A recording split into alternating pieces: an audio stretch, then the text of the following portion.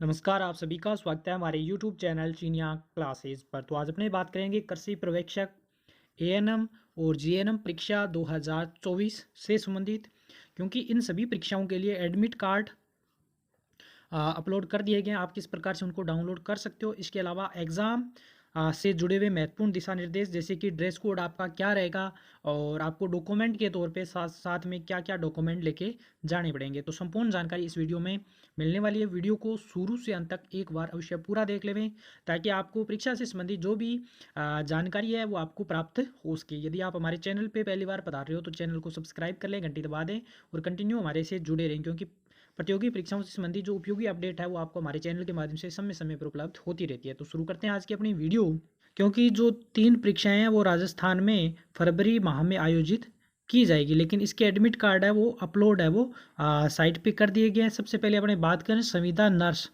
GNM 2023, इसका जो आयोजन है वो 3 फरवरी 2024 को प्रातः 10 बजे से 11:30 बजे तक इसका आयोजन है वो किया जाएगा।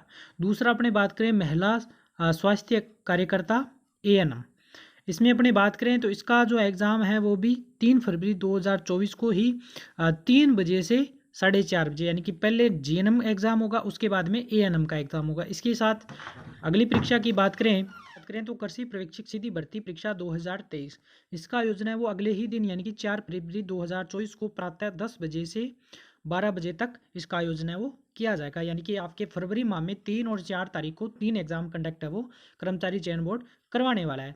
तो इसमें अपने बात करें एडमिट कार्ड, यदि आपने अभी तक एडमिट कार्ड डाउनलोड नहीं किया तो किस प्रकार से आप एडमिट कार्ड प्राप्त कर सकते हो। देखिए, दोनों परीक्षाओं के लिए जो एडमिट कार्ड है वो 25 जनवरी और 26 जनवरी को इसके ऑफिशियल वेबसाइट पर अपलोड कर दिए गए हैं। आप राजस्थान स्टेट रिक्रूटमेंट पोर्टल पर जो आपका नंबर दे रखा है, ये जो नंबर है, इसके माध्यम से जो आपका ऑफिशियल फॉर्म में नंबर लगा हुआ है उस नंबर से, इस नंबर पे आप मैसेज कर दीजिए। यहाँ पे आपको स्वतः ही आपका जो एडमिट कार्ड है वो प्राप्त हो जाएगा, या फिर आप एसएसओ आईडी के माध्यम से भी एडमिट कार्ड है वो निकाल सकते हो। तो ये 2-3 मेथड है वो आप इनके द्वारा एडमिट कार्ड है वो प्राप्त कर सकते हो। फिर अपने बात करें जो सबसे ज़रूरी चीज़ रहती है कि आपको परीक्षा में कितने बजे पहले पहुँचना है या कितने बजे पहुँचना है, तो इस बात का विशेष ध्यान रखें।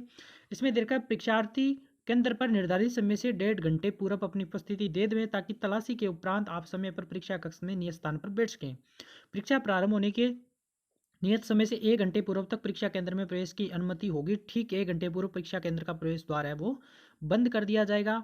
यानी कि विशेष ध्यान रखना है समय का। आप अक्सर एग्जाम में देखते हो बहुत से बच्चे हर एग्जाम में आपको लगभग 2 से 3 बच्चे, 4-5 बच्चे एग्ज़ाम शुरू होने के बाद तक गेट में खड़े हुए रोते बिखलाते हुए आपको दिख जाएंगे, क्योंकि वो ऐसे बच्चे होते हैं जिनको किसी वजह से वो टाइम पे नहीं पहुंच पाते हैं। तो इस चीज़ का आपको विशेष ध्यान रखना है, गलती ऐसी नहीं करनी है।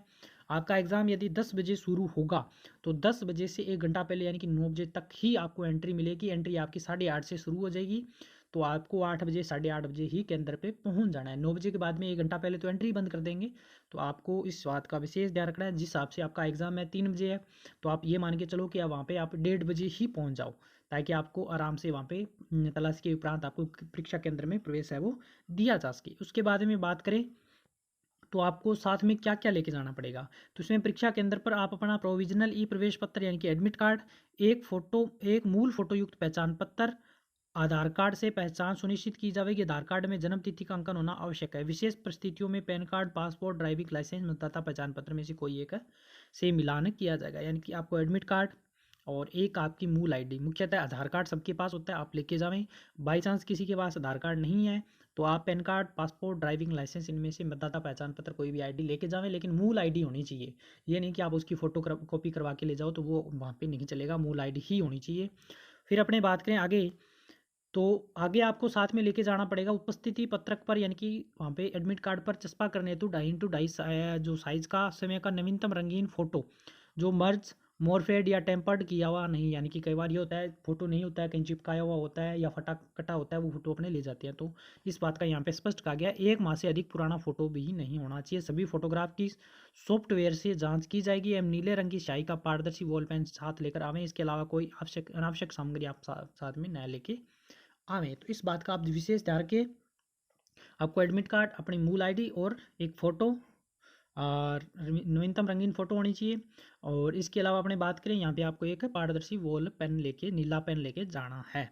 इस बात का विशेष ध्यान रखें। परीक्षा केंद्र में फोटो युक्त पहचान पत्र के आधार पर सुनिश्चित हो जाने एवं तलाशी, फ्रिस्किंग एजेंसी या बायोमेट्रिक डिवाइस से फेस रिकॉग्निशन हो जाने एवं सतर्कता दल द्वारा जांच के उपरांत ही आपको प्रवेश है वो वहाँ पे किया जाएगा। इसके अलावा अनावश्यक जो भी सामग्री है, आपकी रिंग है, कोई कान की बाड़ी है, कोई वॉच है, या और कोई ब्लूटूथ है, या बाकी इलेक्ट्रॉनिक कोई भी गैजेट है, तो आपको वहाँ पे प्रवेश ले जाने की या साथ में ले जाने की अनुमति नहीं दी जाएगी।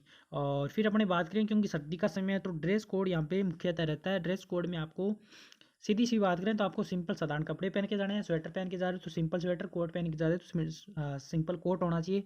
कई बार ये होता है कि अपने इस प्रकार के होते हैं कि उसमें बड़े बड़े बटन लगे होते हैं, या फिर मतलब जेब ज़्यादा होती है, इस प्रकार से कुछ ज़्यादा आपको लगता है कि ये थोड़ा सा चेकिंग में दिक्कत कर सकता है, तो उस प्रकार के वस्त्र न पहन के जावें और सिंपल कपड़े पहन के जावें, सिंपल स्वेटर वगैरह पहन के जावें। और वहाँ पे तलाशी के उपरांत में आपको हो सकता है उतार के तलाशी देनी पड़ सकती है।